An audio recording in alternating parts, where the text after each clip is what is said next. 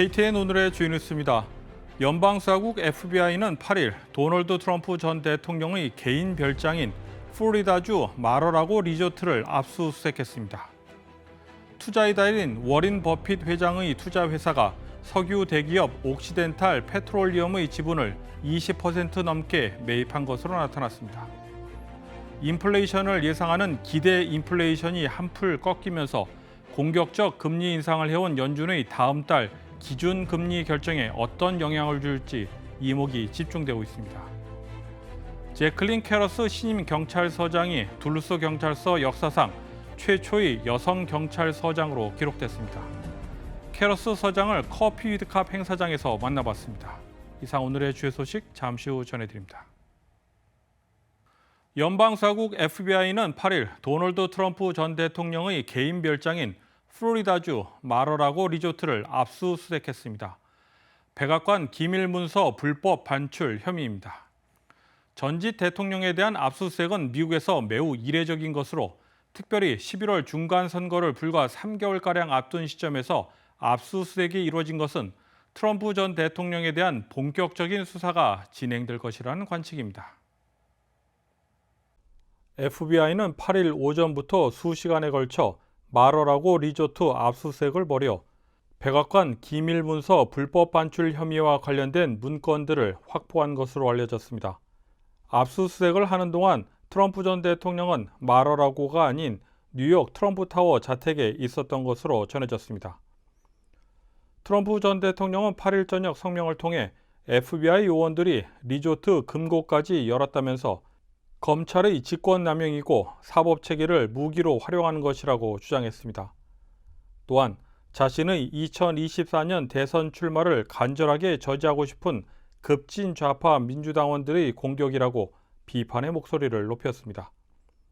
그러나 트럼프 전 대통령이 백악관 기밀자료 무단 반출한 혐의 등으로 연방검찰의 수사를 받고 있다는 점에서 FBI가 관련 자료 확보를 위해 강제 수사에 나섰다는 관측입니다.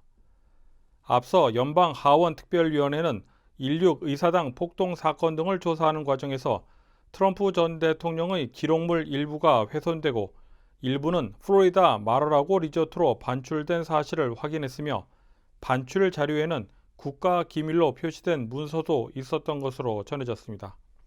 한편 트럼프 전 대통령이 백악관 기밀문서 반출 등의 혐의로 기소돼 유죄가 확정될 경우 법적 처벌은 물론 향후 공직 출마 자격도 박탈할 수 있어 이번 압수수색에 대한 다양한 해석이 나오고 있습니다. 또한 트럼프 전 대통령의 2024년 대선 출마가 기정사실로 여겨지는 가운데 이번 압수수색을 계기로 출마 선언 시기를 앞당길 것이라는 전망도 나오고 있습니다. 대만을 방문해 중국의 강한 반발을 부른 낸시 펠로시 하원 의장이 9일 방송에 출연해 시진핑 중국 국가주석을 향해 겁먹은 불량배처럼 행동한다고 말했습니다. 펠로시 의장은 자신의 대만 방문에 대해 그럴 만한 가치가 있었다고 평가하고 중국의 행동에 대해서는 그들이 늘 하던 일이라고 일축했습니다. 펠로시 의장은 자신의 대만 방문이 미 의회에서 압도적이고 초당적인 지지를 받았다면서 중국이 대만을 고립시키도록 용인하지 않을 것이라고 강조했습니다. 투자의 달인 워린 버핏 회장의 투자회사가 석유 대기업 옥시덴탈 페트롤리엄의 지분을 20% 넘게 매입했습니다. 그것이 의미하는 것이 무엇인지 김상은 기자가 전해드립니다. 세계 최고 가치 투자자로 불리는 워렌 버핏. 그의 투자회사 버크셔 해서웨이가 석유회사에 엄청난 투자를 했습니다. 버크셔는 지난 4일부터 8일 사이 석유 대기업 옥시덴털 페트롤리엄의 주식 670만 주를 추가로 사들였습니다. 이렇게 되면서 버크셔는 옥시덴털의 지분 20% 이상을 보유하게 됐습니다. 미국 일반 회계 기준은 특정 회사의 보통주 20% 이상을 취득하면 해당 회사의 실적을 지분법에 따라 재무제표에 반영할 것을 권장하기 때문에 버크셔가 옥시덴털의 순이익을 회계에 반영할 수 있게 됐습니다. 금융정보업체 리피니티브에 따르면 옥시덴털의 올해 순이익은 105억 달러를 달성할 것으로 전망됩니다. 옥시덴털은 올해 들어 국제유가 상승에 힘입어 주가가 90% 이상 급등했으며 화요일도 3.5% 이상 상승한 62.18달러를 기록했습니다. 월가도 버크셔가 옥시덴탈을 추가로 투자한 데 면밀히 주목하고 있습니다. 워렌 버핏은 치솟는 인플레이션과 금리 인상에도 올해 주식에 공격적인 투자를 해왔습니다. 버크셔는 1분기에 주식 510억 달러 이상을 지출했으며 2분기에 투자 속도가 상당히 느려지면서 대부분이 옥시덴탈에 투자했습니다. KTN 뉴스 김상은입니다. 인플레이션을 예상하는 기대 인플레이션이 한풀 꺾였습니다.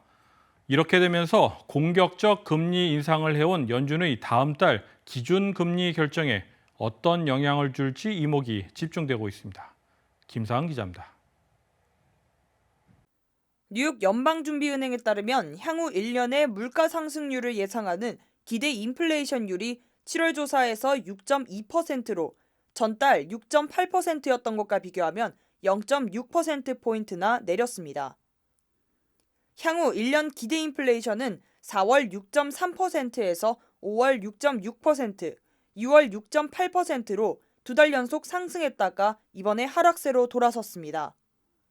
기대 인플레이션이 공식적인 전망치로 간주되지는 않지만 가격 상승 압력에 영향을 미칠 수 있는 대중심리 지표로 여겨지면서 미 중앙은행인 연방준비제도도 주시하고 있습니다. 특히 식료품과 휘발유가 가격 상승 기대 심리를 낮췄습니다. 식료품의 향후 1년 기대 인플레이션이 6월 9.2%에서 7월에 6.7%로 2.5%포인트나 낮아졌습니다. 휘발유의 향후 1년 기대 인플레이션율도 같은 기간 5.6%에서 1.5%로 4.1%포인트나 내렸습니다. 실제 휘발유 가격은 최근 50일 넘게 내리면서 하향 안정되는 모습을 보여왔습니다. 전미자동차협회 AAA에 따르면 전국 평균 휘발유 가격은 9일 기준 4.03, 조지아 평균 휘발유 가격은 3.59달러입니다. 소비자 물가지수도 6월 9.1%로 최고치를 기록했었는데 7월은 이보다 내릴 것으로 전문가들은 예상하고 있습니다. 7월 일자리 수도 지난 2월 이후 5개월 만에 가장 큰 폭으로 시장 전망치를 웃돌면서 연준의 고강도 긴축도 완화될 수 있다는 전망이 나오고 있습니다. 현재 시장은 연준이 다음 달 통화정책회의에서도 재차 0.75%포인트를 인상할지를 점치고 있습니다. 다만 점차 그 속도가 줄어들 것이라고 예상됩니다. KTN 뉴스 김상은입니다. 46년간 근무하고 은퇴한 랜디 벨처 둘루스 경찰서장의 후임으로 제클린 캐러스 신임 서장이 지난 7월 임명됐습니다. 1996년부터 둘루스 경찰서에서 26년 동안 근무해온 제클린 캐러스 신임 서장은 둘루스 경찰서 역사상 최초의 여성 경찰서장으로 기록됐습니다. 캐러스 서장을 커피 위드 컵 행사장에서 만나봤습니다. 9일 오전 커피 위드 컵 행사가 열리고 있는 둘루스 소재 한 식당. 둘루스 경찰서의 제클린 캐러스 신임 경찰서장이 주민들과 담소를 나누고 있습니다. 조지아 한인범죄예방위원회 관계자들과 주 애틀랜타 총영사관의 조우영 경찰영사도 함께 자리했습니다. 조지아 한인범죄예방위원회 관계자들은 캐러스 신임 서장의 취임을 축하하면서 한인 사회와의 관계 증진에 대해 대화를 나눴습니다. 캐러스 신임 경찰서장은 둘루스 경찰들의 임무는 최고 수준의 청렴성과 전문성을 유지하면서 법 집행을 통해 지역사회의 안전을 보장하는 것이라고 밝혔습니다. 또한 둘루스 경찰서에서는 시민 경찰 아카데미 등 다양한 프로그램을 통해 지역사회와 함께 관계를 구축하고 강화하기 위해 지속적으로 노력해 나갈 것이라고 소개했습니다. 지역 안전 문제에 대해 달라진 부분이 있냐는 기자의 질문에 캐러스 시민 경찰서장은 전문성을 가진 경찰들 뿐만 아니라 둘루스 다운타운에 CCTV를 곳곳에 설치해 운영함으로써 지역사회 안전과 범죄율 감소에 도움이 될 것이라고 밝혔습니다. 또한 둘루스 경찰관을 모집 중이라고 소개하며 한인들도 많은 지원을 해줄 것을 당부했습니다. 현재 둘루스 경찰서에는 2명의 한인 경찰관을 포함해 68명의 경찰관이 근무하고 있다고 밝혔습니다.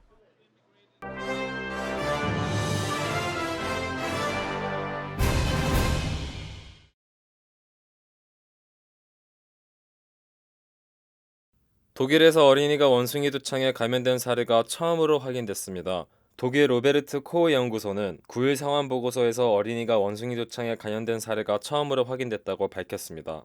4세인 이 여자아이는 독일 남서부 바텐비르텐푸르크주 포르츠하임에서 원숭이 두창에 감염된 2명의 성인과 함께 살고 있었습니다. 관할 보건당국에 따르면 해당 어린이는 가구 내 원숭이 두창 감염 사례가 확인되자 선제적으로 검사를 받았고 양성으로 확인됐으나 증상은 없는 상황이며 가구 외 밀접 접촉자는 없었던 것으로 확인됐습니다. 지금까지 보고된 독일 내 원숭이 두창 감염 사례는 모두 2,916건으로 여성 7명을 제외하고는 모두 남성이며 어린이가 감염된 사례가 확인된 것은 이번이 처음입니다. 뉴욕의 주택 임대료가 가파르게 오르고 있습니다. 코로나로 뉴욕을 떠났던 사람들이 다시 돌아오는 등 뉴욕의 주택 수요가 급증했기 때문입니다.